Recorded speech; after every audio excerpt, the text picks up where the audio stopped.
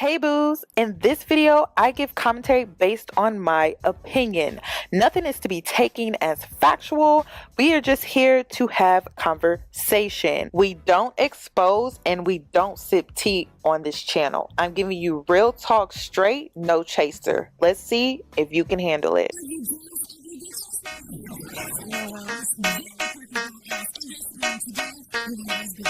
Cause I'm a boss. I haven't done anything for you to be proud of. Of course you have. You are marrying a man who can support you.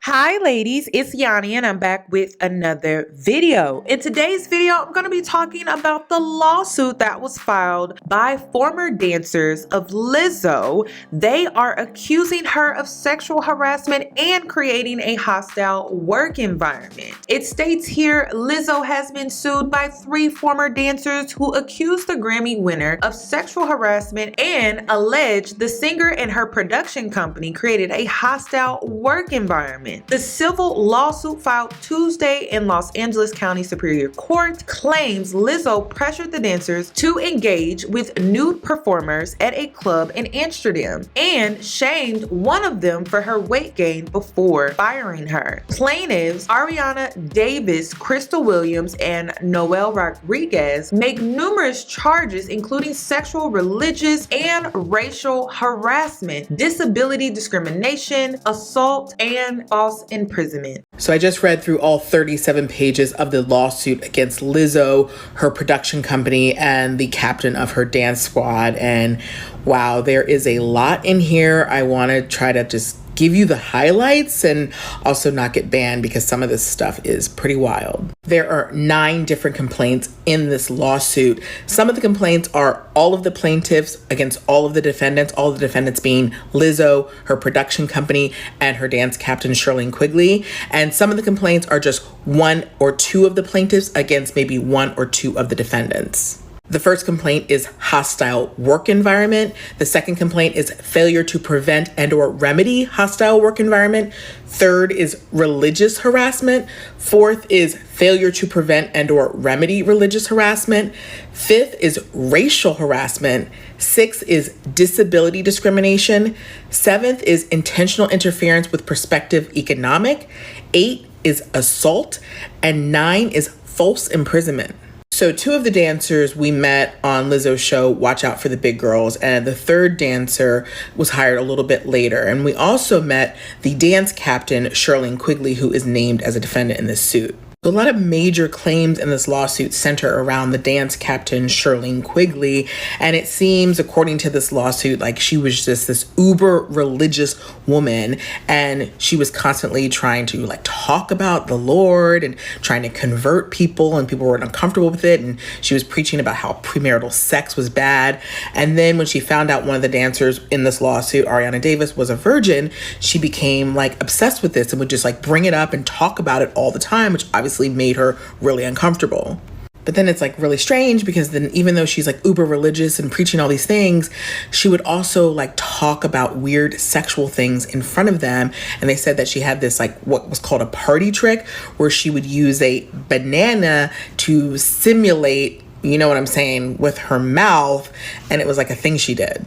They say in this lawsuit that it didn't stop there with Quigley, and that like in addition to like doing this like faux simulation with the banana, she would talk about how like pleasing yourself, you know, is against her religion, but then she'd be like, but oops, today I had an oopsie, which is just like strange.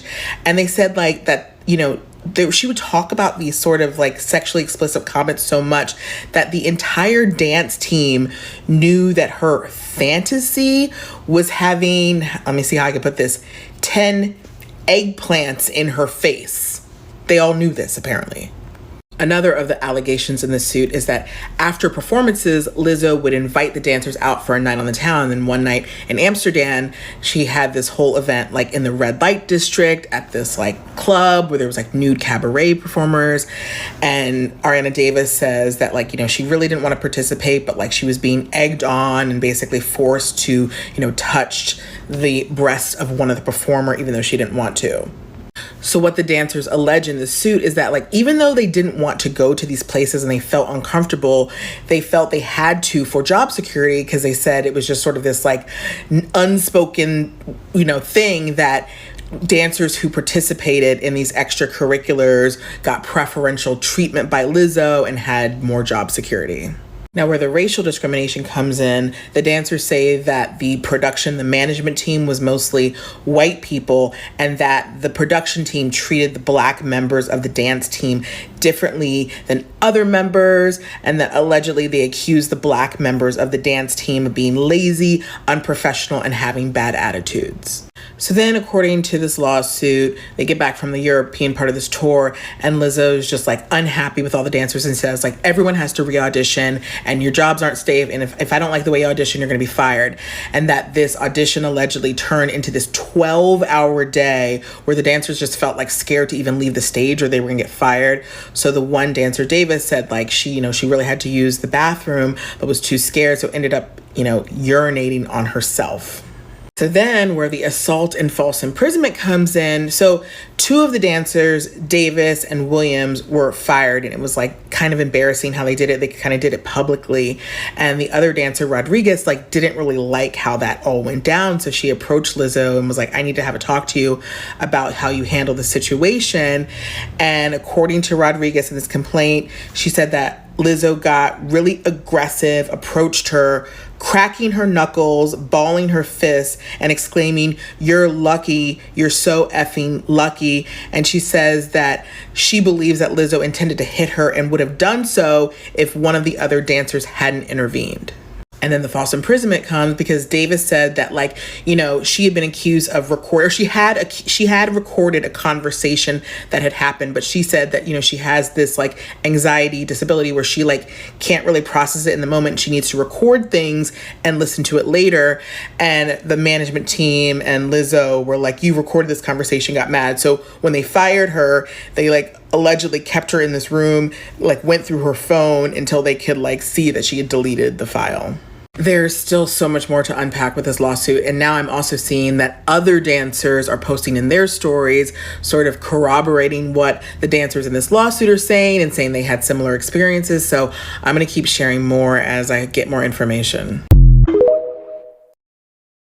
As I dig into the details of this lawsuit against Lizzo, Lizzo's production company, and the captain of the dance squad, there are two overarching themes that carry out throughout this entire complaint. One, the captain of the dance squad, Shirlene Quigley, allegedly was extremely pushy about her religious beliefs to the point that it made the other dancers extremely uncomfortable. And in addition to this pushy religious behavior, because she was their supervisor, there were times that she was allegedly acting very inappropriate, and it went unchecked because she was their supervisor. And two, it seems that Lizzo's biggest mistake was blurring that line between, employer, employee, and friends. Some of the allegations in this lawsuit are that Lizzo or associates of Lizzo would invite the dancers to strip clubs, and there would be performers shooting bananas out of their hoo-has, and the dancers would catch them, or they'd be asked to like eat a banana out of places on the performers. All behavior that an employer should not be engaging in with their employee. That is reserved for like your closest ride or die friends. Also, what's interesting as reading through this lawsuit is, we know Lizzo obviously as a celebrity, an online celebrity, and that's all we know about her. And it's hard to sometimes separate like what is the real person versus like what is the persona, because we don't know that. So for instance, one of the claims is about assault, and one of the dancers talked about how they confronted Lizzo after they didn't like how one of the other dancers was fired, and allegedly Lizzo got really mad, cracked her knuckles, balled up her fists, and that allegedly, there was going to be an altercation if one of the other dancers hadn't, broken it up. And what the dancer alleges is that as Lizzo was leaving the room, she threw up her middle fingers and yelled, "Bye, bitch." Now, we've all seen the viral videos of, Lizzo doing that. So it's like easy for us to believe that could happen. But then it's also like, would an employer do this to an employee? It just seems so insane. But I think ultimately this is going to come down to just proof of like what was reported and what was ignored by management. Another of the allegations made in this suit is that there was, a bus driver and, one of the dancers brushed past him and he said something like, oh, you can back that thing on up close to me. And they allegedly made complaints to the management team about how there was inappropriate behavior, but nothing was done. So if there was people at the top that were getting complaints and nothing was being done, this is where they're going to have real issues. Also, I want to address the fat shaming and body shaming that was being talked about, because obviously that was the most shocking part of the allegations that were coming out. Now, it's not included in the actual lawsuit because fat shaming isn't illegal, so they're not suing for that, but they do talk about it in the lawsuit. So there were no instances of like people, calling other people fat or anything like that. That didn't go down. But what happened is one of the dancers said that like she had been putting on weight and she noticed it and felt like that management and Lizzo noticed it and that they were inferring that, some of her issues could be related to that weight gain, but they never said it. It was all inferred. And then another allegation is that after one of the other dancers got fired is that Lizzo, said, weight gain could be cause for termination, and the dancer alleges that she looked right at her and felt she was talking specifically about her. And while I've, heard of like weight gain being cause for termination, it's usually at a place like Hooters where you have to wear those specific uniforms. So I do think it was surprising, to hear that allegedly weight gain could be cause for termination in this instance. But again, we have to hear the other side of the story. There will be responses to this complaint. And so, maybe we'll see the bigger picture, but overall, it's still just really, Following the lawsuit, Lizzo continues to face allegations of having a toxic work environment. Filmmaker Sophia Allison, who claims she was previously hired to direct a documentary on the singer, shared her negative experience working with Lizzo on her Instagram stories Tuesday. In 2019, she said, "I traveled a bit with Lizzo to be the director of her documentary. I walked away after 2 weeks," Allison wrote. "I was treated with such disrespect by her. I witnessed how arrogant, self-centered, and unkind she is." So in addition to dancers who are starting to come forward to share their experiences of working with Lizzo, other creators who have worked with Lizzo are sharing their stories as well. Sophia Allison says she worked on Lizzo's documentary for about 2 weeks before walking away. She says, "I usually don't comment on anything pop culture related, but in 2019, I traveled a bit with Lizzo to be the director of her documentary. I walked away after about 2 weeks. I was treated with such disrespect by her. I witnessed how arrogant, self-centered, and unkind she is. I was not protected and was thrown into a shitty situation with little support." You can pause to read the rest of this, but then she followed it up with another story. She says, "To be clear, since I've spoken out, I've had others privately share their very similar experiences, and I've also been affirmed by people who witness what I went through. Lizzo creates an extremely toxic and hostile working environment and undermines the work, labor, and authority of other Black and brown women in the process. Notice how the documentary ended up being directed by a cis white man." Sophia goes on to say, "She is a narcissistic bully and has built her brand off of lies. I was excited to support and protect a Black woman through the documentary process, but quickly learned her image and message was a curated facade. I stand with the dancers and anyone who has had similar experiences working with her and her team. These working conditions are not okay." A makeup artist who also has worked with Lizzo also posted a story saying, "I've seen that some folks have recently gone the route of suing a popular musician who they were employed by because of mistreatment." She says, "I wasn't strong enough to move that way, but sometimes I wish I would have. I never wanted to be the squeaky wheel, but I'm still empowered tonight by those who are." She ended by saying, "Ego is a treacherous demon." Still no comment from Lizzo's camp yet, but I expect with all of these stories coming forward, a statement will have to come out sooner than later. But I'm trying to go to the show where you eat the banana out the. Which one is that? This is the banana bar. Well, that's the banana bar? Yeah, you and wear they the have the banana bar. in the coochie? And ping pong balls. And you have to go. Yes. And That's what I want to do. Then you have to eat it. I need my potassium, if you know what I'm saying. Let's get into my opinion, and I just have to put this disclaimer in here. My opinion is going to be very much unpopular. So if you don't want to hear an unpopular opinion, go ahead and click off the video. I'll wait.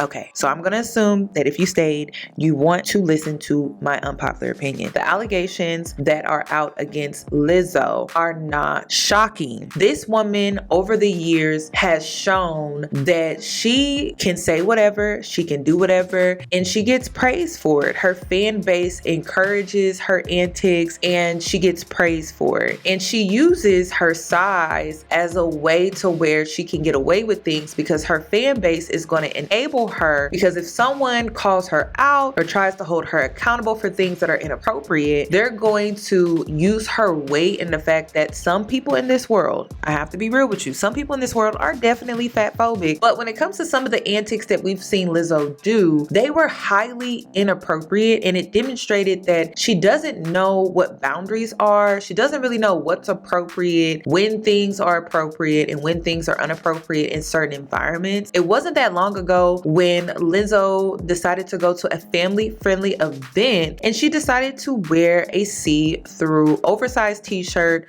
with her buns out.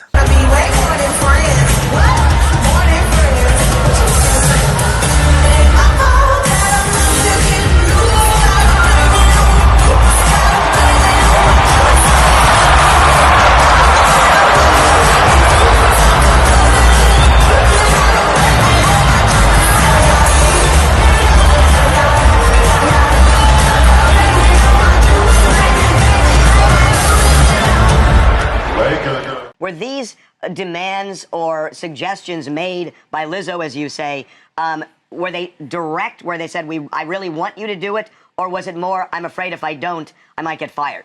Yeah, I think for both of us, there was like this always looming feeling of thinking that if you didn't do something or you didn't adhere to certain suggestions or demands, that your job could be in jeopardy. I mean, there have been specific instances, for example, whenever we were in contact with our agents and we were trying to negotiate receiving a retainer while we were working with the team, things kind of started being more tense in the work environment, more hostile. So right off the bat, we kind of already felt like the energy was shifting. And after negotiations for retainers began, we got an email before one of the shows, basically from her, somebody from her management team, saying that the way that we had been acting was unprofessional and the attitudes that we were exhibiting on the job was unacceptable, and that it could be grounds for termination. And that's just one specific instance that we went through in regards to working with the team. There is so many instances where dancers who did have fun with her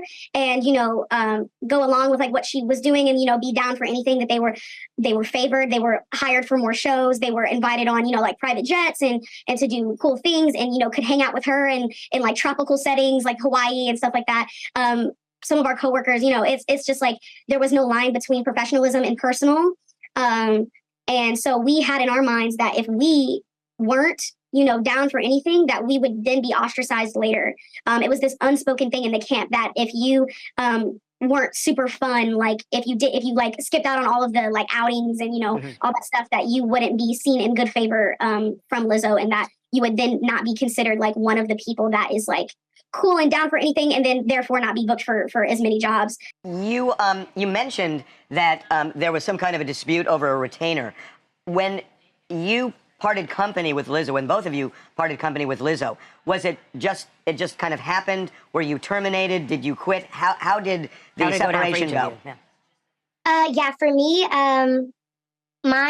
my situation was a little bit different than Ari's. There was a meeting that Lizzo had. It was all of our meetings were pretty intense, but this one was a more intense meeting with her, just emphasizing the fact that she wasn't pleased with our performing and that we still weren't dancing up to, her standards. And basically this was after the intense re-audition that we went through after, having hours of rehearsal. To which she then brought up the allegations of us drinking before shows. I raised my hand to speak. She allowed me to speak. And in that moment, I let her know that, we never partook in those activities and that we would never put ourselves, her, or the show or our jobs in jeopardy. And days later, one of her tour managers terminated me in a hotel lobby. What goes into my termination is that I had felt for a really long time that they were questioning my abilities due to weight gain. It was never explicitly said, hey, you know, you're gaining weight. Your job is in jeopardy. It was never that. It was very nuanced. It was very under the rug. And I think that language was used to keep from being canceled. Previously, she had said, you know, she was worried about me at South by Southwest. And when I was at South by Southwest, that was the first time I had showed up to a Lizzo event or gig, noticeably having gained weight. There was nothing different about me. My performance skills were the same. My demeanor was the same. My energy was the same. The only thing that was different about me was my weight. And in this meeting, she stated as well that, you know, dancers get fired for gaining weight. And then she kind of paused and looked at me. And I still don't know if she really meant to single me out in that moment. But when she looked at me and she said that, I was kind of like, so she's really concerned about my weight. And then, you know, when we had that private meeting, when I was kind of cornered, they kind of wouldn't let me, you know, get away with not telling them something personal.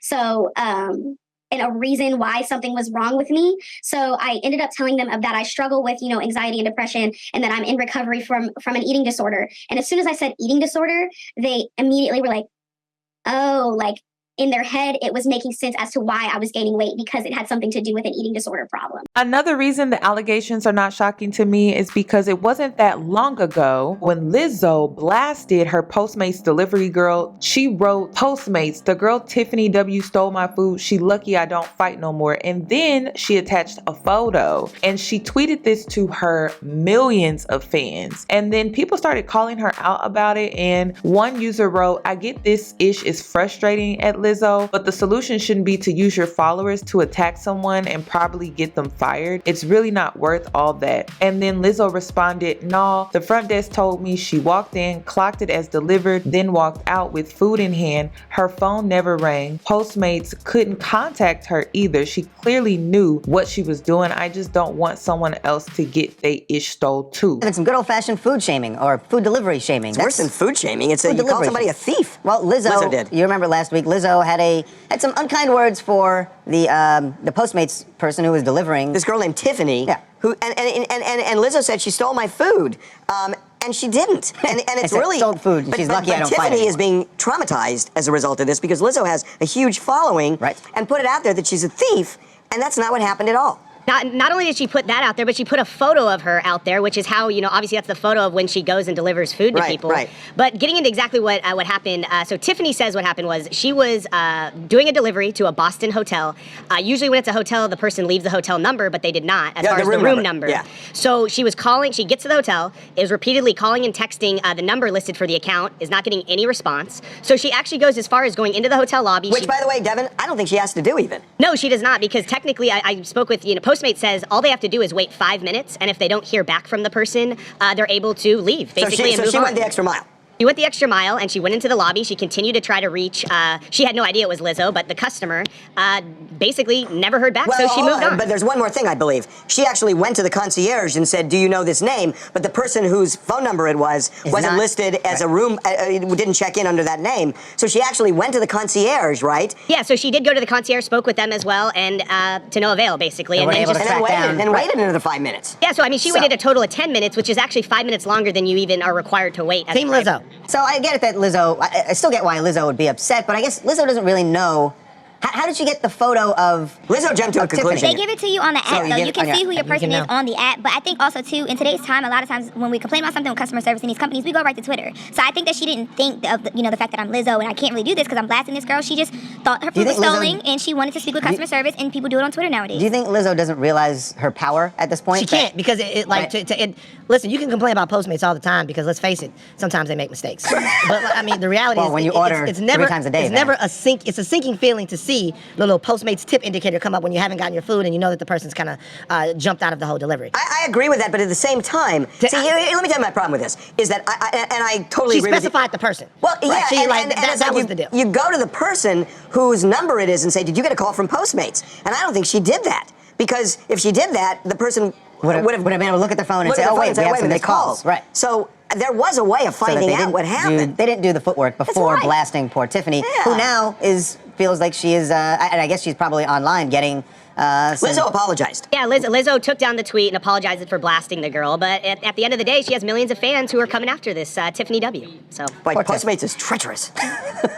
Hi, my name is Aviva. I'm from Washington, D.C., and I think that Lizzo should take responsibility for blasting the woman because this is someone whose life is at stake and defamation is a real thing. And I think that Tiffany should sue Lizzo for putting her out there like that. I repeat, the allegations against Lizzo are not shocking. Someone took to Twitter and wrote, publicly shaming someone in the service industry, especially when you're wealthy, is worse than stealing food. And when you're wrong about the service industry worker who didn't in fact steal your food, it makes it worse. When it comes to this Lizzo situation, especially when it comes to the Postmates situation, I completely understand that you want to hop on Twitter and voice the fact that you got horrible service from a company. But when you go as far as posting their photo, their name, knowing that you have millions of followers, before checking to see if maybe you made a mistake on your end by not being able to answer the phone, it was just irresponsible, and it definitely gave mean girl behavior. Another thing that I think is interesting is that her dancers are accusing her of fat shaming,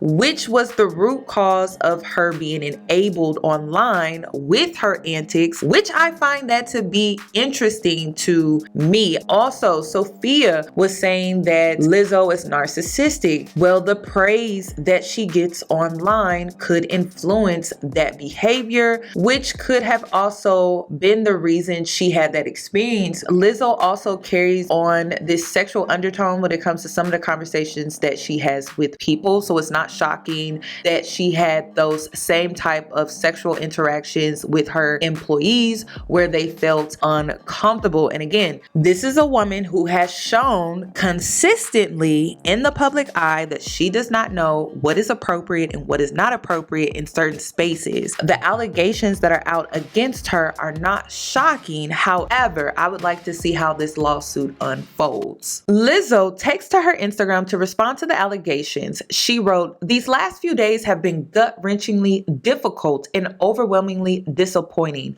My work ethic, morals, and respectfulness have been questioned. My character has been criticized. Usually, I choose not to respond to false allegations, but these are as unbelievable as they sound and too outrageous to not be addressed. These sensationalized stories are coming from former employees who have already publicly admitted that they were told their behavior on tour was inappropriate and unprofessional. As an artist, I have always been very passionate about what I do. I take my music and my performances seriously because at the end of the day, I only want to put out the best art that represents me and my fans.